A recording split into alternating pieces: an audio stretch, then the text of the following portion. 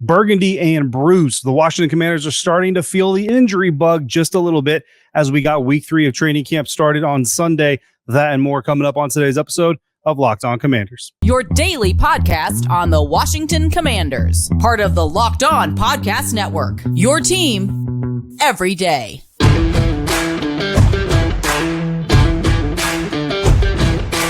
And welcome into today's episode of Locked On Commanders, your daily podcast covering the Washington Commanders, part of the Locked On Podcast Network, your team every day. Thank you so much for making Locked On Commanders your first listen of the day every day. And don't forget that you can subscribe for free on YouTube or wherever you get your podcasts. I'm your host, David Harrison, at dharrison82 on Twitter, credential member of the media covering your Washington Commanders for Sports Illustrated's FanNation. And if you want to continue this conversation with me after this episode, you can do so via text message by going to joinsubtext.com/LockedOnCommanders. You'll get the first 2 weeks for free, so you can test it out and decide if you want to stick around. Of course, I appreciate all of the subtexters that have been coming through, just like I appreciate all the everydayers who tune into the show for every single episode. And today's episode of Locked On Commanders is brought to you by Bird Dogs. Go to birddogs.com/LockedOnNFL, and you will get a free white tech hat with any order. You don't want to take your Bird Dogs off.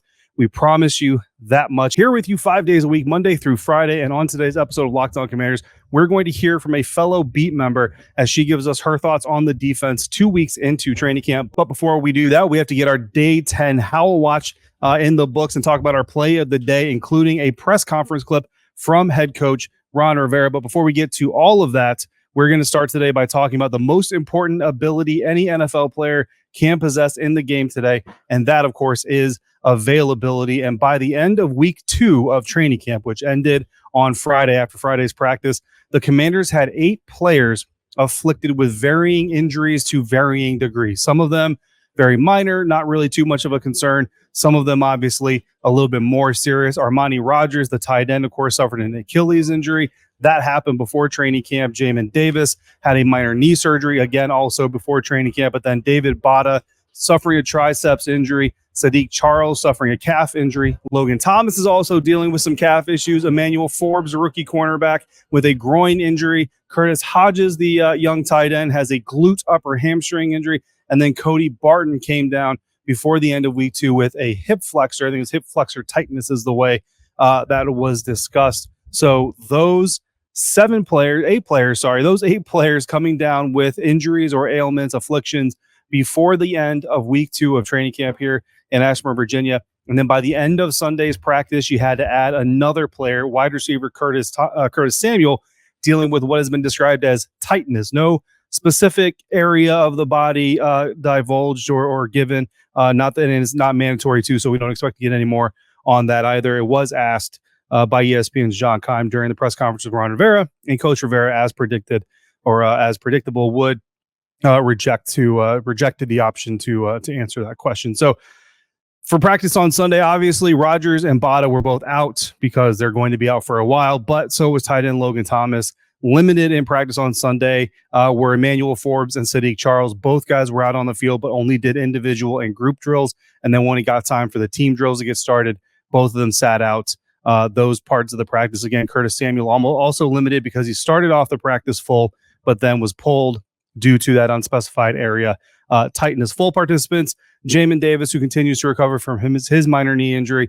Curtis Hodges, the tight end, was also on the field for the entire practice, as was linebacker Cody Barton. Now, with Emmanuel Forbes out, Benjamin St-Juste and Kendall Fuller man of the outside positions, and that meant Danny Johnson got some first-team reps on the inside, as did Rashad Wildgoose. Again, also getting looks with the first team, just like he has pretty much all of training camp. Danny Johnson, of course, the guy that's a little bit more established, a little bit more well-known around these parts, but both players were on the roster last year. Now, of the players that are now on the injury list, again, 9 total players now that we add Curtis Samuel to the list. The player I'm least concerned about, honestly, is tight end Logan Thomas. He's outside of the full participant guys. Obviously, the full participant guys, Jamin Davis, Curtis Hodges, Cody Barton. If they weren't healthy, this team and this coaching staff has already shown that they are more than willing to sit a guy out of what they commonly call an abundance of caution, right? So without those guys qualifying, the guy that I'm least worried about is Logan Thomas, the tight end. I talked to him literally the day that he dealt with his calf injury, that he got his calf injury. I talked to him after practice. He was walking fine. He looked fine. was obviously willing to stay. You guys, if you're an everydayer, you saw the interview that we did with him, and he was willing to stand there and wait. Wasn't like rushing off to go get treatment or going to the trainer room or getting ushered off, swept away to get that calf looked at. So, obviously, if he's willing and the team is willing to allow him to do a couple of minutes of stand up with me, then, obviously it's not too big of a situation to worry about as of right now. So I'm not completely worried about Logan Thomas. I would say I'm a little bit worried about Curtis Samuel just because it did creep up at the end of Sunday's practice. And then, of course, they shut him down, but we'll see what happens on Monday and then even Tuesday and Wednesday. But honestly, with veteran players, guys like Curtis Samuel, guys like Logan Thomas, you get a little bit less worried about them the more veteran they are, the more experienced they are, because at the end of the day, if they're learning the mental side of this thing, obviously you want the full picture, the mental and the physical, but if you're at least getting the mental side of it, you've played enough football that you should know how to kind of apply those lessons once you get back on the field and rejoin your team. The guy that I'm most concerned about of all the injuries, I got to say, it's left guard Sadiq Charles. Honestly, there's been some concern about him being at the left guard position anyway. Every day he misses these team reps and these team drills as the starting left guard is just another opportunity for him to gel with his teammates, gel with his offensive line, get his assignments down that he's missing. And meanwhile, Chris Paul is getting all the reps, all the burns with the first team. And, he's had some up and down moments, obviously, but there are already some people, at least within the media group. I'm not going to name names. I'll let them divulge their opinions to on their own platforms. But there's some people who already believe Chris Paul has actually surpassed Sadiq Charles as the better left guard for this team. So, perhaps he's already lost that job. But as of right now, anyway, Sadiq Charles certainly looks like the first guy when he is out there. They were doing some walkthrough installs, and they did put Sadiq Charles out there left guard for the first team with the walkthrough installs for that tape. So I don't know how much you want to read into that, but it certainly looks like anyway that Sadiq Charles is still the starter for what he's able to participate in. When he's not able to participate, Chris Paul is the guy.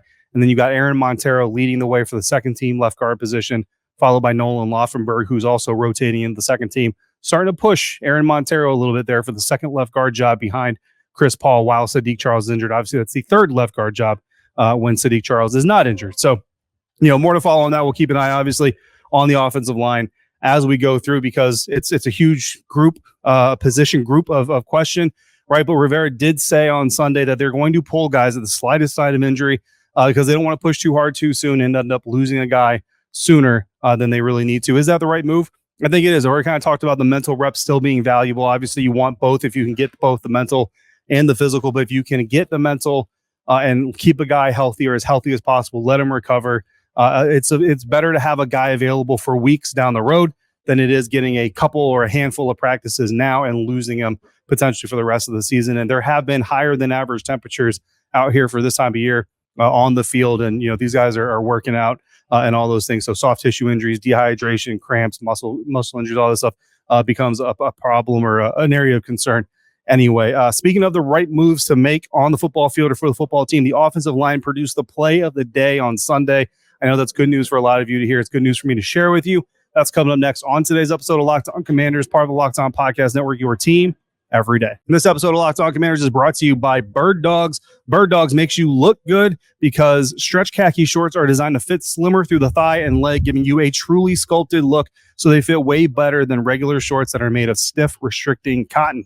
They do this with cloud knit fabric that Bird Dogs invented and looks just like khaki but stretches so you get a way slimmer fit without having to sacrifice movement. Plus, Bird Dogs uses anti-stink, sweat-wicking fabric that keeps you cool and dry all day long. My favorite usage for my Bird Dog shorts is actually a swim trunks that I use to cool off after a long day over here at Commanders Park. And my joggers are my go-to to travel between games. Of course, I always have my Yeti-style Bird Dogs tumbler with me, and even right now, it's in my car waiting for the drive home. And even though it's been in the car in 90-plus degree heat all day long, there's still going to be ice-cold water in it and ice when I get out there. Again, despite it sitting in these conditions for 8 hours or so. Go to birddogs.com/LockedOnNFL and get your free Yeti-style tumbler with your order. That's birddogs.com/LockedOnNFL to get a free Yeti-style tumbler with your order. You won't want to take your Bird Dogs off, and you're going to want to take that tumbler with you everywhere you go. I promise you.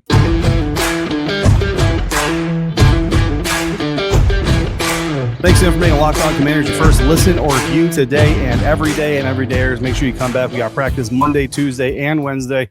So I'll have episodes following practice on each of those days. The team is traveling on Thursday. I am not going to Cleveland for the preseason game, so I will be at home or at my side job or doing something to stay productive. I can never really sit still for too long. So I got to have something to do. But then Friday, of course, is the game, and I will have an episode dropping shortly after the game concludes, preseason game. I think 7:30 kickoff in Cleveland, local NBC or streaming. I'm not really sure how to watch it, to be quite honest with you. I know how I'm going to watch it, and that is through the Peacock app. That's how I will be watching it, since I will not be there, but I will be at both home preseason games this preseason, and then, of course, throughout the season with you at games as well. Every day, appreciate you coming through for this episode. Appreciate you coming through for all our future episodes. And Subtexters, I was asked to do a hit following the practice with Linnell Willingham on Sunday, so I didn't get any players for one-on-ones coming off the field, but I did get another member of the beat to come through, so we'll hear from her in just a little bit. Still, keep sending your requests in, and we'll get to as many players as we can moving forward as they come off the practice field. For those who want to join in on that, head to joinsubtext.com/lockedoncommanders, and you can text me your interview requests and so much more that we are talking about there on Subtext on a daily basis, especially at practice, where we are keeping an eye on quarterback Sam Howell. This is our 10th day of Howell Watch, and on the 10th day of our starting quarterback watch, Sam Howell completed 17 of 27 pass attempts in 11 on 11 drills. Again, I only chart the 11 on 11 drills, not because 7 on 7s don't have value, but because 11 on 11s have more value, at least in my opinion. That was 63% of his throws completed. Now, getting beyond just the stats and just the numbers, Sam Howell completed 2 of his 6 pass attempts in a 2-minute period that led to a successful 42-yard field goal try by both Joey Sly and Michael Badgley. So they brought Joey Sly's unit out to kick the field goal. He made it. They reset. They brought out Michael Badgley. He also made the 42-yard kick. And Sam Howell, again, 2 for 6 in that 2-minute period. Now, however, with those 4 incomplete passes, 2 of them were throwaways to preserve the clock and not take unnecessary risks. Now, the scenario that the team was working with is they started at their own 20-yard line with the ball with about a minute and a half left. I'm not sure how many timeouts they said that they had, but they were down less than a field goal, so a field goal would win the game. So that was the scenario that Sam Howell took the first team offense onto the field with. They moved down the field again, completed about 2 of the first 5 passes, or 2 of the first 3 passes, and then had a throwaway, and then later on had another throwaway to preserve the clock. Smart football, don't take too many risks, and keep the ball secure for the attempt for the field goal attempt to win the simulated game. And those 2 incompletions, in my opinion, you're going to be happy to take if it means that not one, but both of the kickers in this year's training camp competition can nail those game-winning field goals from beyond 40 yards. Now, going drive by drive, looking at Sam Howell again, this is only 11. So if you hear somewhere that Sam Howell threw an interception, but you don't hear it here, it's not because I'm hiding it. It's because that happened in 7 on 7s. There was a pass intended for Mitchell Tinsley. The 2 were completely on different pages, or clearly on completely different pages. And you know something, if Sam Howell is throwing the ball to Mitchell Tinsley on the right sideline come the regular season, we've got some other issues that we've got to discuss. And Sam Howell is going to be the least of those concerns. But in the first set of 11 on 11, Sam Howell went 3 for 4, starting the day off with Terry McLaurin on a hitch route. Terry McLaurin getting a lot of attention from quarterback Sam Howell on Sunday. The next pass was a crossing pattern to Jahan Dotson. On the third pass, Sam Howell was able to get away from pressure, scramble to the right of the formation, and find De'Ami Brown over the middle of the field. The last one was incomplete. F.A. Obata actually hit Sam Howell's arm coming through. Now, if this was a real game and F.A. Obata were to hit the quarterback's arm, then we would be happy. If this was a game and Sam Howell's arm got hit by a passing defender, we would be unhappy because you don't want to see the quarterback hit.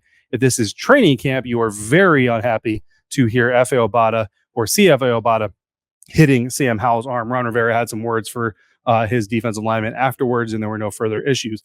On the second drive of 11 on 11, there was a lot of runs here. Run on the first play, a plus pull by guard Chris Paul. So guard Chris Paul pulled from the left side formation to the right side. It was a very nice pull, very good block put down on that run play. On his first pass, Sam Howell connected on a play action flare to Jahan Dotson.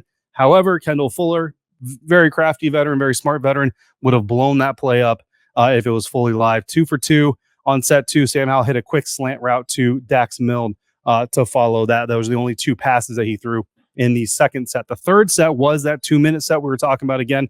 Start with a minute 30 on the clock on their own 20. First pass was completed to Terry McLaurin on a slant. The second pass was incomplete, again intended for Terry McLaurin. Benjamin St-Juste got one of those long arms in the way just in time to knock that ball around. Howell connected on his third pass, making him 2 for 3. And then the fourth pass was thrown away under pressure to, again, avoid the sack, preserve the clock, preserve the ball, 2 for 4. At that point, went 2 for 5 on a pass breakup by Cam Curl, targeted by Curtis Samuel. Honestly, that might have been the worst pass I've seen Sam Howell throw all training camp. However, it was still away from defenders. It was just really far away from Curtis Samuel as well. So a little bit of clock confusion after that point. EB wanted to run another play and have a rolling clock. Ron Rivera wanted to call a timeout after the clock got running again. There was a group discussion. It was really interesting to watch. Wish we could be in the huddle to hear everybody talking. But the thing that I really liked about it is you've got Ron Rivera, who is clearly the head coach. And with the funny part about it is that the clock stopped running. And Eric Bieniemy actually at one point said, "Why is the clock stopped?" So they ran a play. The clock should be running. Eric Bieniemy said, "Why is the clock stopped?" And Ron Rivera looked over and said, "I call a timeout." And he said, "Oh, okay. Like the only guy on the field that can get Eric Bieniemy to stop yelling, head coach Ron Rivera. So it was really funny. But, the brain trust gets together. The guys who kind of help make these decisions in these 2-minute drive situations in games, they all get together. Eric Bieniemy's there. Sam Howell was even over there. I don't know how much he was saying or talking about it, but he was over there. And in a situation where, Ron Rivera could say, "Look, I'm the head coach. Here's what we're going to do. Boom, it's done. We don't need to discuss it anymore." And there are head coaches out there that would take that route. He and his group were having a discussion. They were talking about the different options and why one was better than the other, or why this one worked, or why that one worked. And at the end of the day, came away with the decision. And I really liked the group leadership going on there. You got one guy who's clearly in charge, can make whatever decision he wants to make, but he doesn't take that route. Instead, he says, we're going to talk about this. We got a lot of smart football people here. Let's discuss this. Let's make a decision that's best for this team. It was really, really interesting to watch, and I was really happy that's the way that the team and that head coach Ron Rivera decides to go about that. We'll hear about that situation here in just a minute from head coach Ron Rivera. But finishing up that drive, final pass play was 2 for 6. Sam Howell went 2 for 6. Final pass play was a throwaway.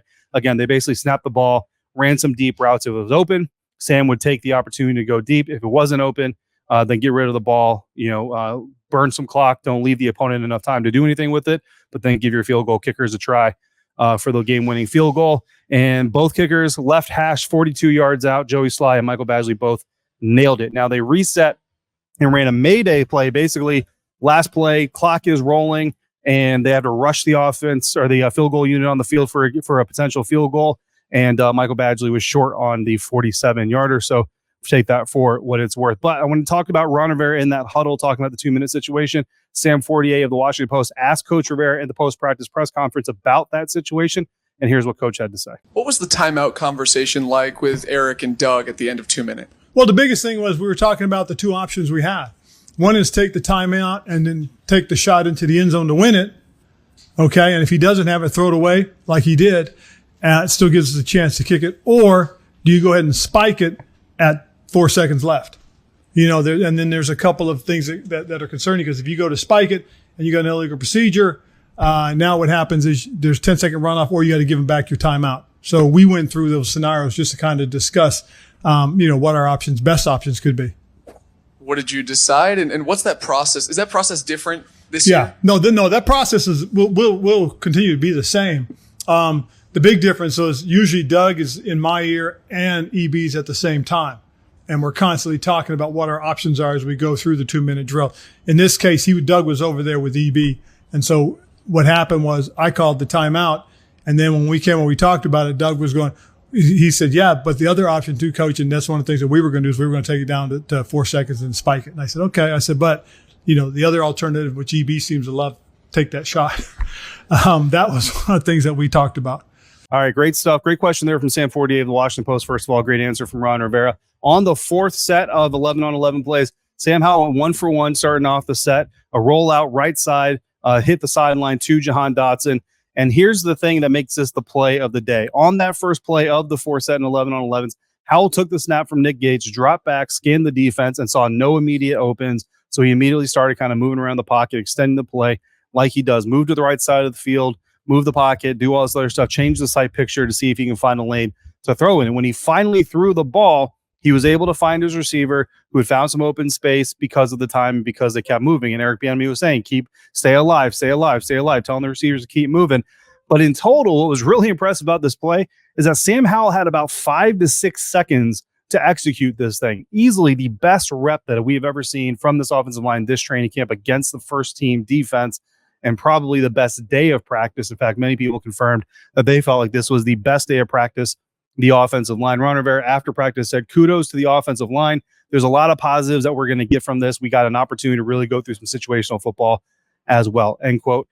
Sam Howell finished that set 3 for 5. And then on the 5th set, they started on their own goal line and inside the 10. Sam Howell went 7 for 10 to finish the practice, 70% on the drive. Always a good way to go ahead and finish a drive. So what a fellow beat member has to say about the Commanders defense after the first 2 weeks of training camp, that is coming up next on today's episode of Locked On Commanders. And we're going to do that thanks to our friends over at FanDuel. Football season is about to kick off, and FanDuel is giving you the chance to win all season long, because right now, when you bet on a Super Bowl winner, you can get bonus bets every time they win in the regular season.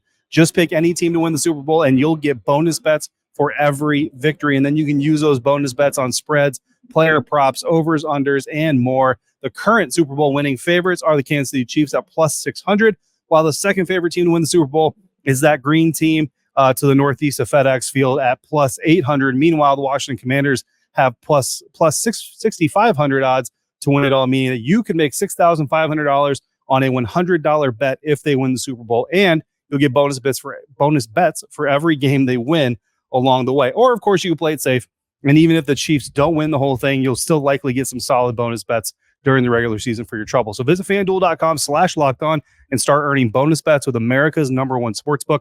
That's FanDuel.com/LockedOn.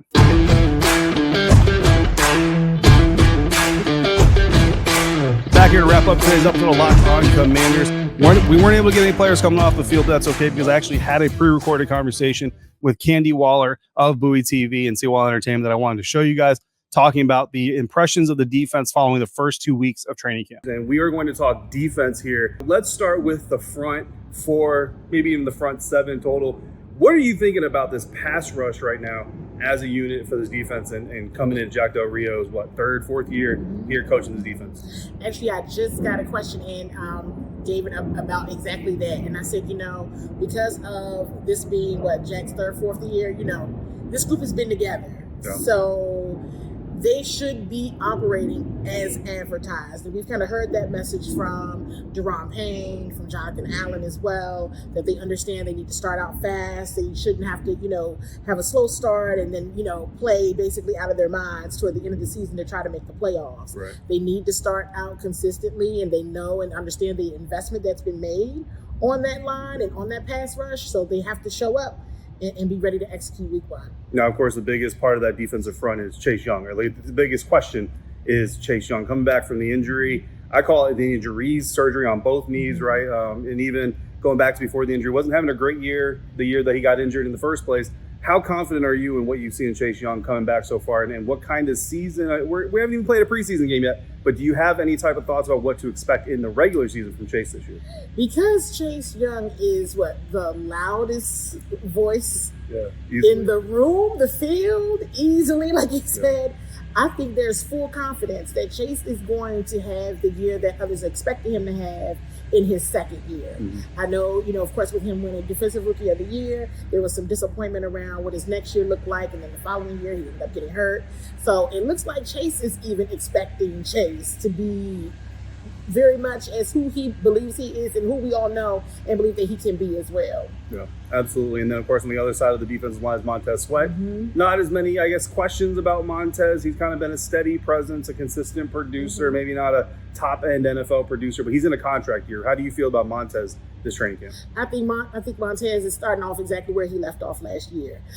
Last training camp, we saw almost a shift with Montez. Okay, he's going to have a big year, which he did. We know he missed the Pro Bowl. Well, he was still the alternate with the Pro Bowl, right? But I think he is poised to be ready. I think Deron Payne, in his presser the other day, he called them the 2 monsters on the end. Yeah. So I think for both Chase and Montez, this is going to be career years for them. Awesome. And then let's talk about Deron Payne. So obviously came into a contract year last year. And a lot of people said, he's very talented, but the effort isn't always there. He came through maximum effort, career year, got the big payday. And then there were some questions of, okay, well, now that he's paid, is he going to try as hard as he did in his contract year? Do you think that the effort has been there from Deron Payne this training camp? Absolutely. I've been thoroughly impressed with Deron. He's been one of the quieter players on the team, right? Doesn't say much, doesn't really like talking to us, you know. But this year, you know, since, you know, I guess the big payday and just his leadership stance, he's talking a lot more. He's a lot more vocal about what the expectations are from the team. You're not just hearing it from Jonathan Allen. Before, you were only kind of hearing it from Jonathan Allen.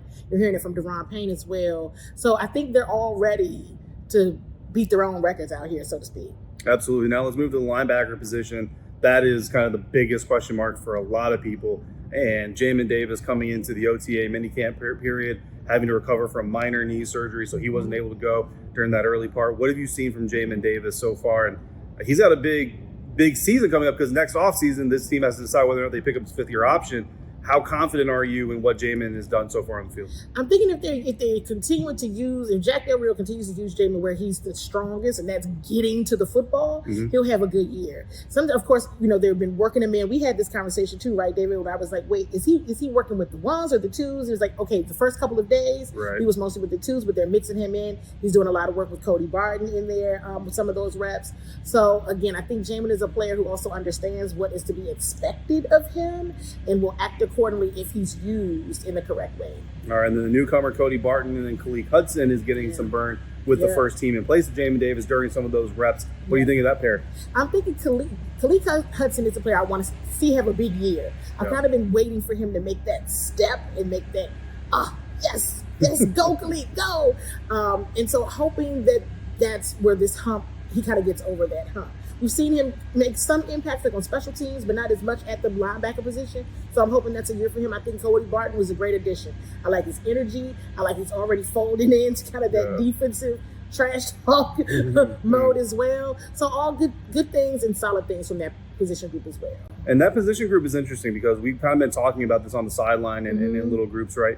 When it comes to the active 53-man roster and how they're going to divvy up these spots, there's a potential here that there's only a few linebackers. How many linebackers do you foresee this team potentially carrying on their active roster? Right. I think we were talking about, what, are they going to take 3 or going to take 4? I think the notion about Khaleke being on special teams and all that helps. Right. So immediately I'm like, okay, well, it's only 3, but if they can carry 4, they probably need to from a depth perspective, but it might only be 3. But it might only be, really some teams carry like 6 linebackers. I mean, this Washington Commanders team, because of the linebacker role on the defense and how it's kind of shrunk over the years, I mean, we may have, I don't want to say a record low, but we may have a low amount of linebackers on this roster compared to other NFL teams. But now the secondary is another unit that is just full of talent. We've also been talking about that group and talking about it, and there are about 8 or 9 guys that seem like roster locks, but how many DBs can you really take in? Of course, we know Kendall Fuller is going to be there. Benjamin St-Juste, Emmanuel Forbes are kind of the big part of the conversation. The first-round rookie, Benjamin St-Juste, got some slot work last year, but also did really well on the perimeter. So we've all been kind of looking, where are they going to play these guys? What do you think about Emmanuel specifically as a rookie in his first training camp, and then also what Ben has been doing on the practice field? Been totally impressed with Emmanuel Forbes and just how they're using him already in practice. I mean, we've watched them put, Emmanuel Forbes on Terry, on Jahan, on Logan Thomas. So it's like, okay, they have already set the tone and the expectation for what he should be able to do on game day. And I'm like, whoa. Benjamin St-Juste is having a great camp. I think he's been solid. I think he's been very impressive. He's showing his leadership skill and ability. The year didn't end the way he wanted to due to injury last year, right? And he was doing well last year, but I think he's looking to correct a lot of some of those mistakes we would see him do. Now, we did see him a flag get thrown on him the other. Or no, we wanted a flag thrown. We didn't get a flag. They did throw it, but they should have. But because we saw some of that last year, and I think that's why we panicked. Like, he would do that last year. But I think it's the awareness piece for him, that he's knowing that he's making mistakes, and when he does, he corrects it immediately. So both very strong camps for both of them. Yeah, now look at the entire secondary. Let's look at the corners, look at the safeties combined. Anybody from that group, who is kind of standing out from that group to you in training camp? We talk about Jeremy Reeves a lot from a special teams perspective, but I think he's been showing up a bit from a DB perspective in these reps. And so I think he's looking to be more of a defensive person. Cam Curl, we know Cam Curl's another one who is talking about his contract year, but Cam Curl is also having a solid camp. Another player who didn't get to finish the way he wanted to due to injury. But we know that this defense, so Jack Del Rio relies on him a lot. I'm going to talk about somebody who I'm kind of hoping to see a little bit more from, and that's Percy Butler. So just wanted to throw that out there because that was a player that I was really, really excited about last year. So still trying to wait to see that thing click for him, because he's having a little bit quieter of a camp, in my opinion. But so far, their group is very strong. And they make comments about the defense making it easier for them, but it's almost like their receivers over there. Didn't talk about Quan Martin because he's also making a great impact. Yeah, as well. a lot of talent There's on that over group. there. And, Percy had a really good OTA period. Mini camp was really good, and then training camp. I think he's been as good, but hasn't taken that another step during training camp. But we'll see. We still got 4 or 5 more weeks of training camp to go. Yeah. We'll see if he can take that next step. Now I know we're talking defense, but the coach that everybody's talking about is Eric Bieniemy. So I do want to get your opinions on offensive coordinator, assistant head coach Eric Bieniemy, and just the change that we're feeling in camp from his presence alone. He's changed the atmosphere. Yeah. I mean, the practices are louder, and it's not just because of fans when they are here, even when they're not here. I made the joke yesterday, like, EB's even making me walk faster. Like, let me hurry up and get to where I need to be. Hurry up and get settled on the sideline. Hurry up and get settled on the sideline. It's the notion around there should be no wasted time on the practice field, right? So we're seeing the sense of urgency and just the tempo from huddle to line, from play over to get off the field, so that the next team reps can get started. He's not into wasting any time. He's really not into the additional nonsense. You can tell he's really not even into the trash talk. If things are starting to get out of hand, he's like, I don't even care about that. Right. We got to get this play right. And so I think his sense of urgency and just the notion around corrective action around mistakes is rubbing off on everybody. Absolutely. And then you kind of touched on the fans. You've been covering this team longer than I have. So I'm kind of astounded by the increase in fan attention and fan presence here at training camp. But even for you, can you talk about what the fan presence has meant in the atmosphere here at training camp? I mean, it's exciting. It's fun. Training camp is fun. Like, we're used to it being so quiet. And this is even without EB making talking, but it's a great energy. The fans are really happy. They're really excited.